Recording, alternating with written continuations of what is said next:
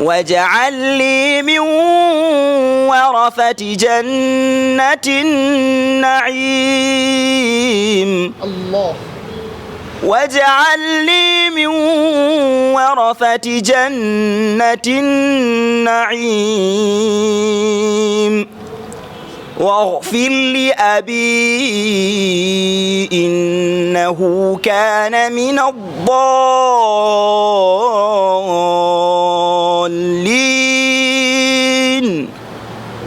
ولا تخزني يوم يبعثون يوم لا ينفع مال ولا بنون وإن خفتم ألا تقسطوا في اليتامى فانكحوا ما طاب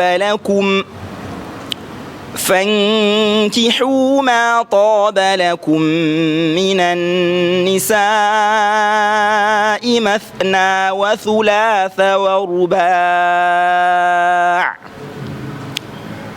في اليتامى فانكحوا ما طيب لكم من النساء مثنى وثلاث ورباع ما طاب لكم من النساء مثنى وثلاث ورباع.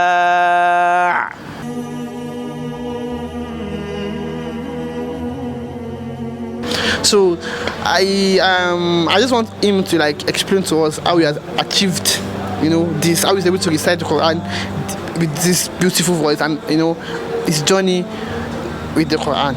Now, Assalamu alaikum wa rahmatullahi wa barakatuh. Okay, journey of the Quran.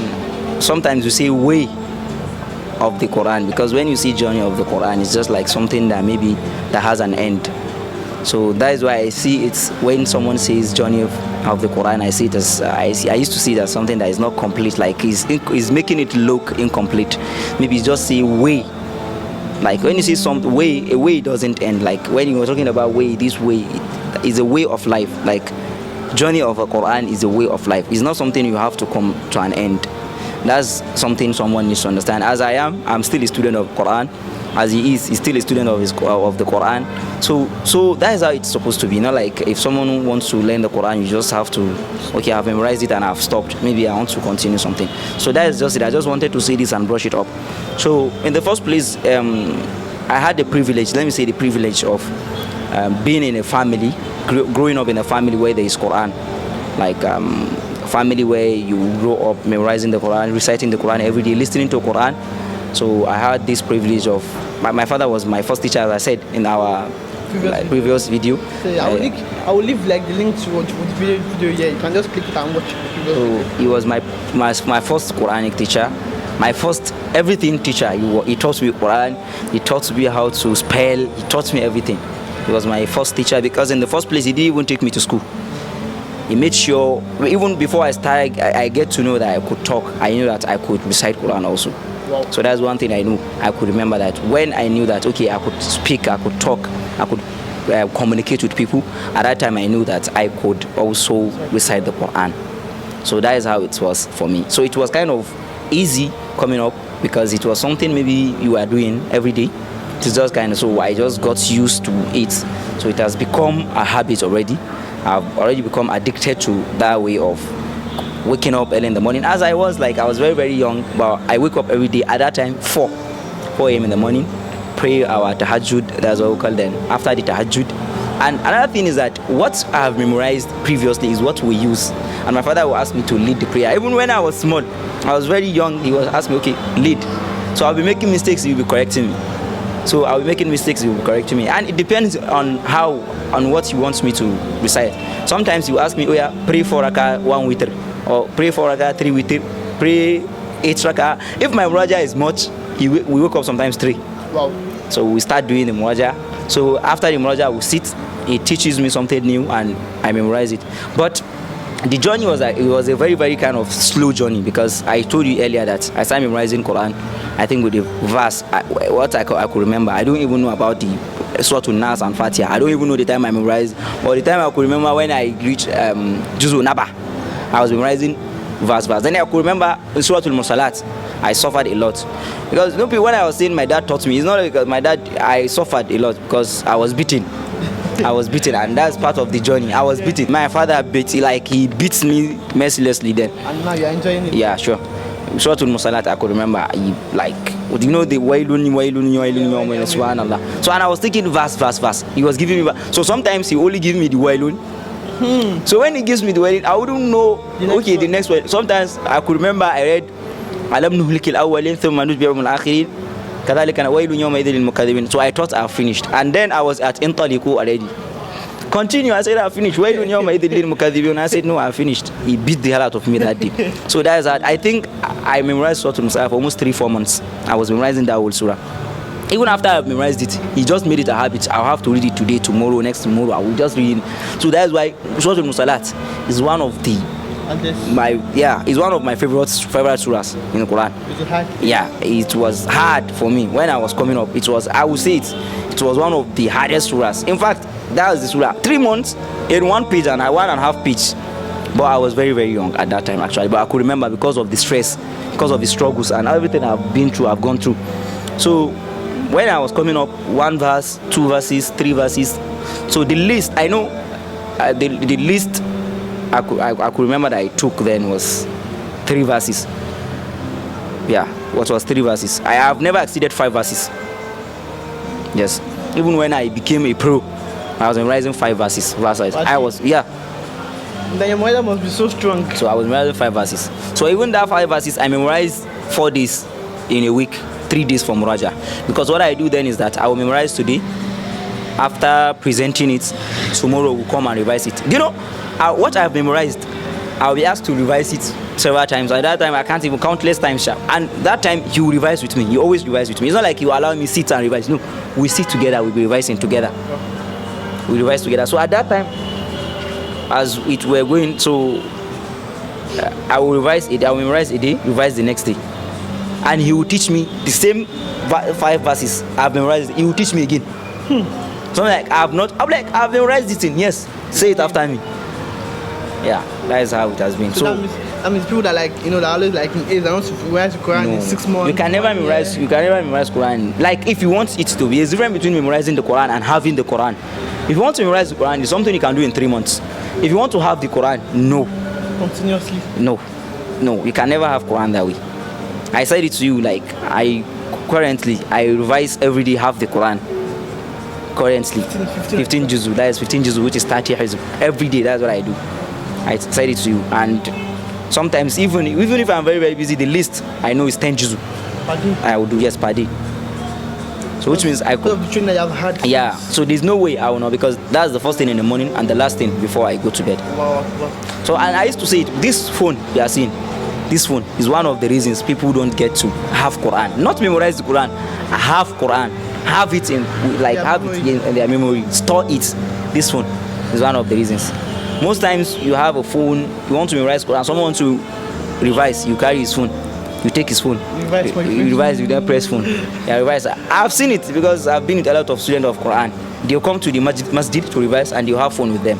Wallahi, one of the things I'm going to tell people is that if you want to be very good with Quran, you have to start avoiding your smartphone. Anytime you want to, it's not like you wouldn't use phone, but anytime you want to focus, Quran needs this thing spiritually. Like with this, you have to attention. This consistency. Not even the consistency. Like when you want to recite Quran, when you want to revise the Quran, be in the spirit. Dedicate your attention. Yeah, just be in the spirit. Not stop thinking about the money you have there. Stop thinking about the food you are going to eat. Stop thinking about this. Stop thinking about the sister you have problem with, because that's one of the problems. I have to address that, because most times now people think about the sister and the brother. I'm thinking about that brother. The brother, the sister did this. So most of the time now we indulge in things that will distract us from achieving our aims. And songs, music is one of the things that is killing. I swear. That is killing. The reason why I don't want to say much about my journey, because I've said much about my journey in the previous video. So what I'm just saying is now I will talk more about the tips and the problems, the challenges we have. Now music is one number one is the number one problem we have now in the society, because now 90% of the Muslims, let me say the youth, sisters and brothers, listen to music. You will see someone, you find a brother who knows the lyrics of any recent music. How do you call it? The music they drop now. What did you call it? The recent. I mean, they will know the lyrics. They will know the lyrics of everything. Give them Surah Al-Kafirun. No, Surah Al-Falaq. You know that's Surah Al-Falaq. That's Qul a'udhu bi falaq min sharri ma khalaq wa min sharri ghasiqin idha waqab. They will just be going up, coming down. They will not finish that surah. When they reach min sharri ma khalaq wa min sharri ghasiqin, they will say min sharri hasidin. They will come back. That's how they will just be coming back. But the lyrics, they have known it. There is no way. The truth is that Quran and music, they are enemies. They can never be in the same place. That is one thing you should know. If you want to belong to the Quran, belong to the Quran. If you want to belong to music, belong to the music. Wallahi, I said it. Wallahi, another time. Wallahi, you can never combine these two in the same brain. You can never. Allah subhanahu wa ta'ala doesn't allow that, because Inna Allah ta'ala tayyibun la yaqbalu illa tayyiba. There is no way you bring something that is very, very bad, very dirty, then bring it close to the Quran and expect it to stay. It can never stay. It will never stay. So you see that music of a thing, it's the problem most of the youth are having now. Now you find a brother, maybe he's memorizing, he has memorized a page today. The next thing is that you just put earpiece, start listening to music. I have seen a lot. And when you are telling them, they will feel like music doesn't affect them, because when they want to memorize, they'll be able to memorize. Yeah, Allah subhanahu wa ta'ala wants you to memorize it. Allah said, وَلَقَدْ يَسَّرْنَا الْقُرْآنَ لِلذِّكْرِ فَهَلْ مِن مُدَّكِرٍ. We have made this Quran very, very, very easy for you people. When Allah subhanahu wa ta'ala said, إِنَّا سَنُلْقِي عَلَيْكَ قَوْلًا ثَقِيلًا, it is حِفْظُهُ, how to store it, how to keep it in storage. That's what Allah subhanahu wa ta'ala was referring to. Not about learning it, but learning it like just learning the Quran today. If you are, maybe you have come like someone is coming up learning the Quran, someone will even reach a level whereby he can be teaching himself. You'll be teaching yourself the Quran himself, which means that's what Allah said.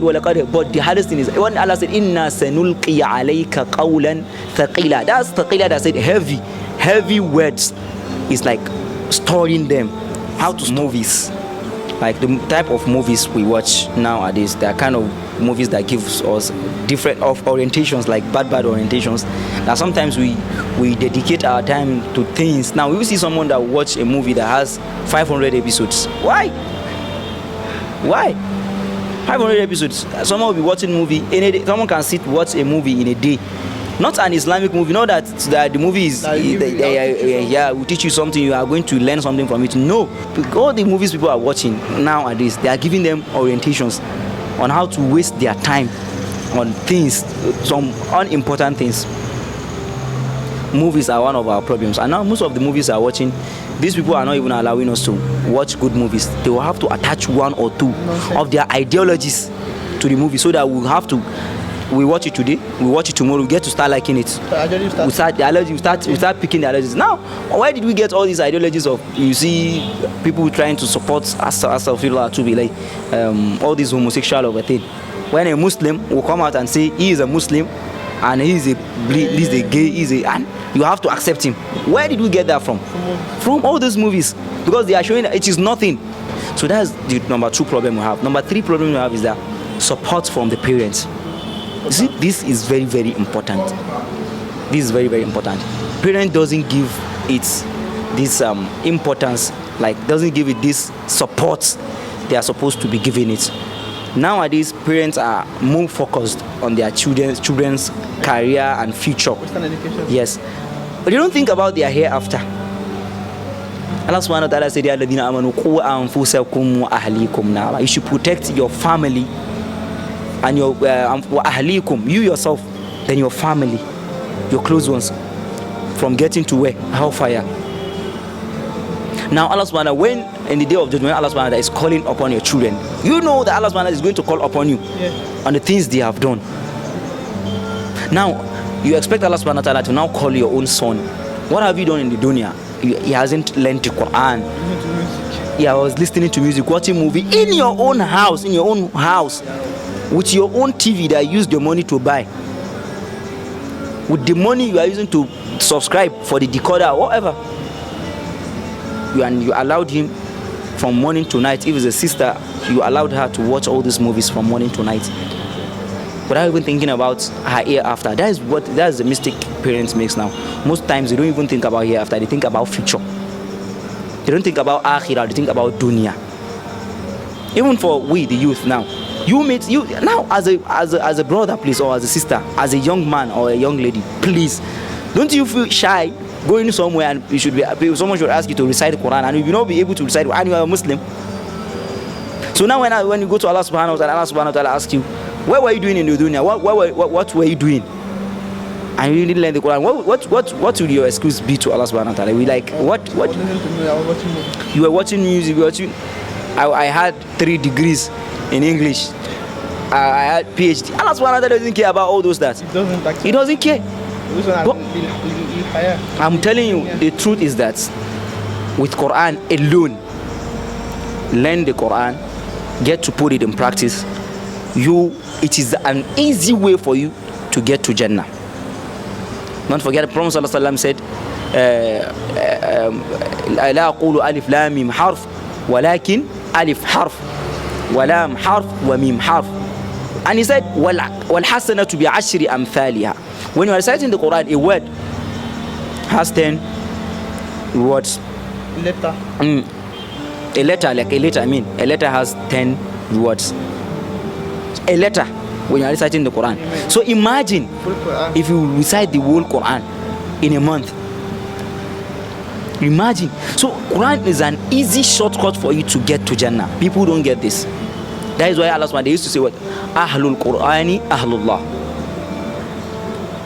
And for the parents now, Quran is an easy way for you to get to Jannah also, because when you have a son that has memorized the Quran, he will rescue you in the day of judgment to the Jannah. And parents don't even know about this. Your son, if your son has succeeded and you have supported the son in this journey of memorizing the Quran, he will be a rescue plan for you in the day of judgment.